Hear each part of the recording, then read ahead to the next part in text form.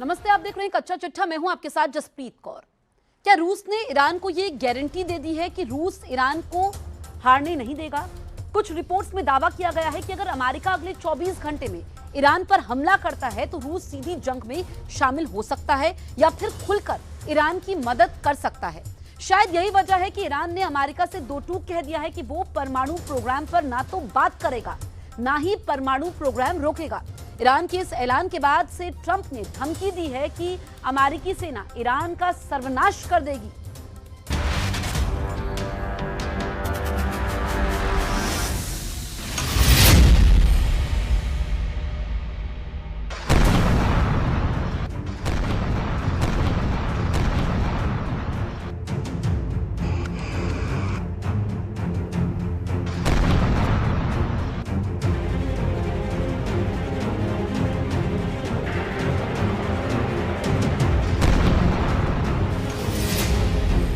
24 घंटे में अमेरिका करेगा हमला। पुतिन ने ईरान को दी 5 गारंटी।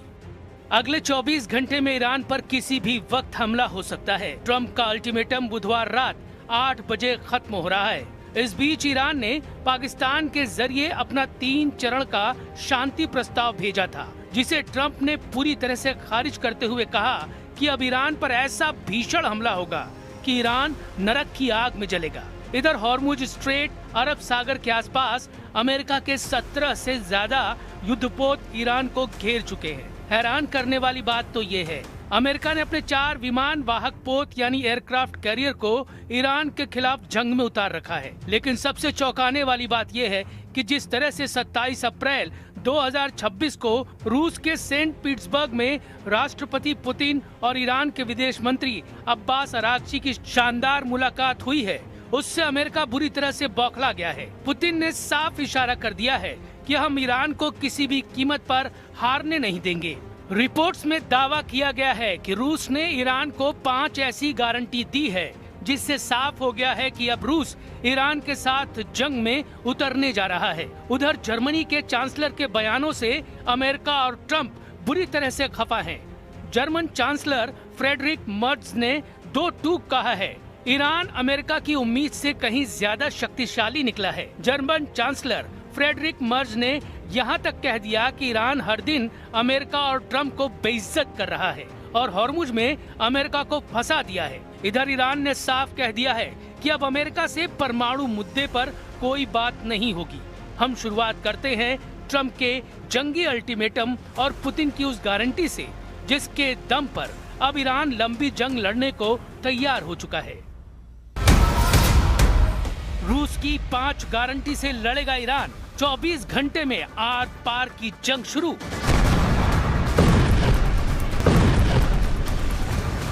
ईरान युद्ध वाकई में इतना ज्यादा खतरनाक हो चुका है जितना पहले कभी नहीं था। 39 दिन में अमेरिका और इजराइल के तूफानी, खूनी और भीषण हमलों से तबाह ईरान को लेकर दुनिया भर के एक्सपर्ट यही मानकर चल रहे थे कि ईरान ने अमेरिका और इजराइल के सामने घुटने टेकने शुरू कर दिए हैं। इसके पीछे की सबसे बड़ी वजह यह है कि ईरान ने अमेरिकी अड्डों पर 4 गुना हमला करने का ऐलान कर दिया है। इधर सबसे हैरान और चौंकाने वाली खबर यह है कि अमेरिका ने अब अपने 4 विमान वाहक पोत यानी एयरक्राफ्ट कैरियर को ईरान के खिलाफ समंदर में झोंक दिया। लेकिन ईरान पर इसका रत्ती भर असर नहीं पड़ रहा है और इसकी वजह है रूस और चीन से ईरान को मिल रही वो सैन्य और खुफिया मदद, जिसके दम पर ईरान अभी भी अमेरिका के सामने डटकर खड़ा है। ट्रंप के दावों के मुताबिक अमेरिका बुधवार रात 8 बजे के बाद से ईरान पर भीषण हमले कर सकता है। उधर इजराइल के सेना प्रमुख अयाल ज़मीर ने चेतावनी दी है कि साल 2026 ईरान और हिजबुल्लाह के खिलाफ लड़ाई का साल बना रहेगा। इजराइल अपनी सेना में बड़े पैमाने पर नई भर्ती की योजना बना रहा है। रूसी रिपोर्ट्स के अनुसार मॉस्को ईरान को टारगेटिंग इंटेलिजेंस दे रहा है, जिससे ईरान खाड़ी देशों में मौजूद अमेरिकी सैन्य ठिकानों, जहाजों और विमानों की सटीक स्थिति जान पा रहा है। 27 अप्रैल को रूस के सेंट पीटर्सबर्ग में पुतिन और अब्बास अरागची की मीटिंग से अमेरिका बुरी तरह से तिलमिला गया है। जरा देखिए क्यों। ईरान के विदेश मंत्री सैयद अब्बास अरागची से रूसी राष्ट्रपति व्लादिमीर पुतिन ने कहा कि उनका देश शांति के लिए ईरान के साथ हमेशा खड़ा रहेगा। पुतिन ने कहा कि ईरान के लोग अपनी आजादी के लिए हिम्मत और बहादुरी से लड़ रहे हैं। उम्मीद है कि ईरान के लोग इस मुश्किल दौर से जल्दी ही निकल जाएंगे। रूस ने गारंटी दी है कि ईरान को किसी भी कीमत पर हारने नहीं देंगे। वहीं ईरानी विदेश मंत्री अरागची ने पुतिन के समर्थन की सराहना करते हुए कहा कि ये सभी के सामने साबित हो गया है कि ईरान के पास रूस जैसे दोस्त और सहयोगी हैं जो ठीक मुश्किल समय में उसके साथ खड़े रहते हैं।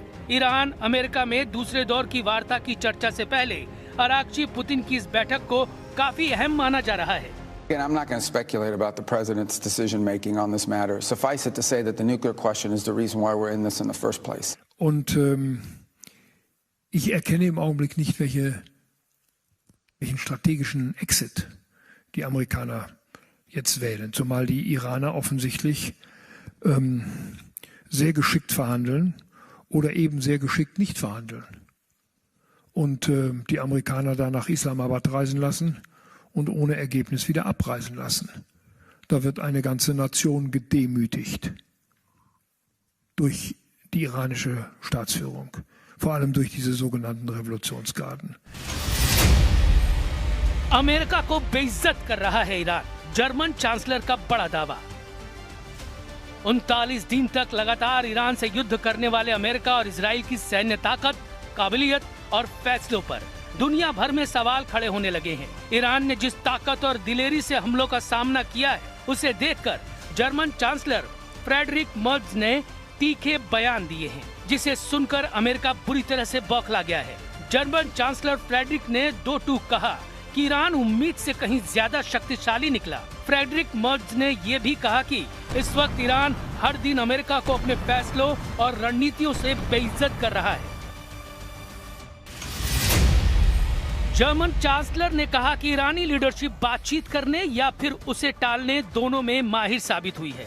ईरानियों ने अमेरिकियों को इस्लामाबाद से बिना किसी नतीजे के वापस भेजकर झटका दिया है। जर्मन चांसलर फ्रेडरिक मर्ज ने कहा कि ईरान के साथ युद्ध शुरू करके अमेरिका फंस गया है।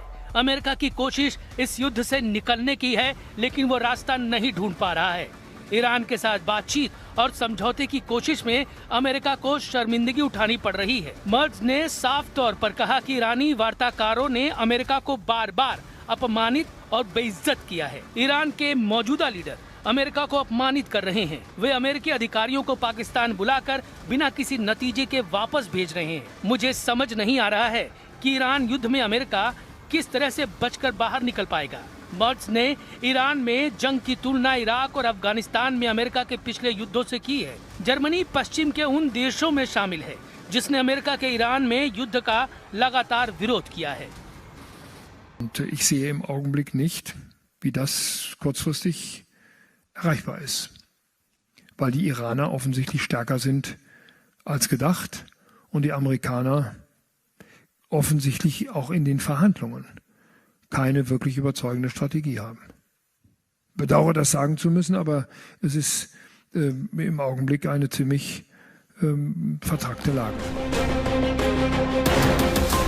इधर अमेरिकी सेना ईरान के खिलाफ नए सैन्य हमले की योजनाएं तैयार कर रही है। पेंटागन हॉर्मुज स्ट्रेट, दक्षिणी अरब खाड़ी और ओमान की खाड़ी में ईरानी सैन्य क्षमताओं को निशाना बनाने के विकल्पों पर विचार कर रहा है।